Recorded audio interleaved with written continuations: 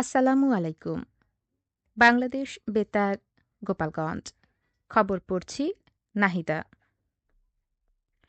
নড়াইলে S M সুলতান স্মৃতি সংগ্রহশালা পরিদর্শন করেছেন খুলনা বিভাগীয় কমিশনার মোহাম্মদ আবদুল্লাহ হারুন। রোববার সন্ধ্যায় তিনি এ সংগ্রহশালা ঘুরে দেখেন। এ সময় জেলা প্রশাসক ড মোহাম্মদ আব্দুল সালাম, অতিরিক্ত জেলা প্রশাসক সার্বিক মোহাম্মদ আহসান মাহমুদ রাসেল, সদর উপজেলা নির্বাহী কর্মকর্তা টি এম রাহসিন কবির, সংগ্রহশালার কিউরেটর তন্দ্রা মুখার্জি ও সহকারী কিউরেটর মেহেদী হাসান রানা উপস্থিত ছিলেন। খুলনা বিভাগীয় কমিশনার সংগ্রহশালার গ্যালারিতে সংরক্ষিত বিশ্ববরেণ্য চিত্রশিল্পী এস এম সুলতানের আঁকা চিত্রকর্ম ঘুরে দেখে বলেন, সুলতানের তৈল রং ও জল রঙের ছবিগুলো অত্যন্ত সুশৃঙ্খলভাবে সংরক্ষিত এবং বিশ্বমানের। এটি দেশের একটি অনন্য সংগ্রহশালা। উল্লেখ্য, ১৯২৪ সালের ১০ আগস্ট নড়াইল শহরের মাছিমদিয়ায় জন্মগ্রহণ করেন আন্তর্জাতিক খ্যাতিসম্পন্ন এই শিল্পী। ১৯৯৪ সালের ১০ অক্টোবর তিনি মৃত্যুবরণ করেন এবং নিজ বাড়ির আঙিনায় সমাহিত হন। তার স্মৃতিকে ধরে রাখতে সেখানে গড়ে তোলা হয়েছে এ সংগ্রহশালা। শিল্পী সুলতানের চিত্রকর্ম দেশ বিদেশের বিভিন্ন স্থানে প্রদর্শিত হয়েছে। তিনি ১৯৮২ সালে ২১শে পদক ও ১৯৯৩ সালে স্বাধীনতা পদক লাভ করেন। এছাড়া তিনি ১৯৮৪ সালে বাংলাদেশ সরকারের রেসিডেন্ট আর্টিস্ট এবং ১৯৮৬ সালে বাংলাদেশ চারুশিল্পী সম্মাননায় ভূষিত হন। সরকারি খরচে বিরোধ শেষ, সবার আগে বাংলাদেশ। এই প্রতিপাদ্যকে সামনে রেখে জাতীয় আইনগত সহায়তা দিবস ২০২৬ উদযাপন উপলক্ষে মাদারীপুরে সড়ক প্রচার কার্যক্রম পরিচালিত হয়েছে।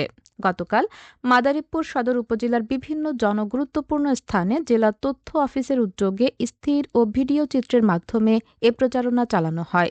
প্রচারণায় সাধারণ মানুষকে সরকারি আইনগত সহায়তা কার্যক্রম সম্পর্কে সচেতন করা হয় এবং বিনামূল্যে আইনি সেবা গ্রহণে উদ্বুদ্ধ করা হয়।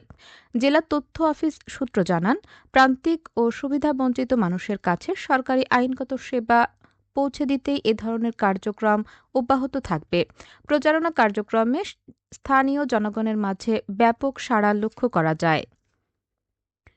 অল্পবয়সী মেয়েকে বিয়ে করতে এসে কারাদণ্ড ও ৩,০০০ টাকা অর্থদণ্ডে দণ্ডিত হলেন জয় চৌধুরী নামে এক যুবক।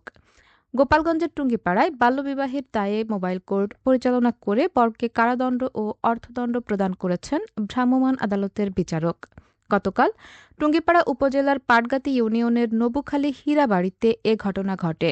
স্থানীয় সূত্র জানায়, তুলিহীরা নামের এক কিশোরীকে অপ্রাপ্তবয়স্ক অবস্থায় বাগেরহাট জেলার মোল্লারহাট উপজেলার বারাইগাতি এলাকার জয় চৌধুরীর সঙ্গে বিবাহ দেয়া হচ্ছিল।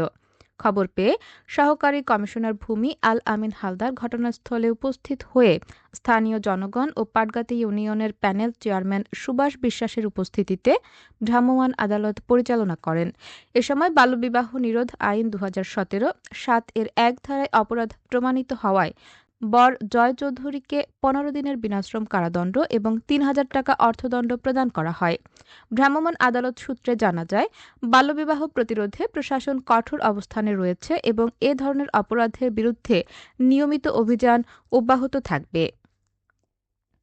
এখন শুনুন কৃষি সংবাদ।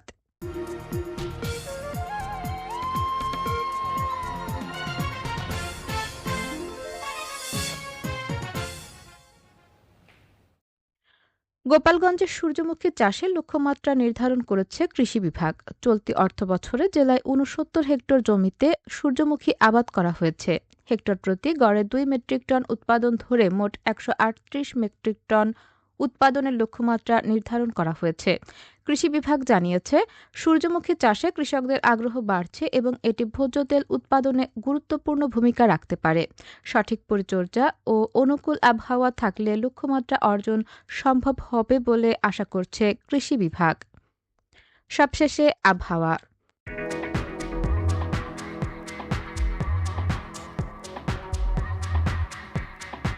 আজ বেলা ১টা পর্যন্ত দেশের অভ্যন্তরীণ নদীবন্দরসমূহের জন্য আবহাওয়ার পূর্বাভাসে বলা হয়েছে, রংপুর, ময়মনসিংহ ও সিলেট অঞ্চলসমূহের উপর দিয়ে পশ্চিম অথবা উত্তর পশ্চিম দিক থেকে ঘন্টায় ৬০ থেকে ৮০ কিলোমিটার বেগে অস্থায়ীভাবে ঝোড়ো হাওয়া সহ বৃষ্টি অথবা বজ্রবৃষ্টি হতে পারে।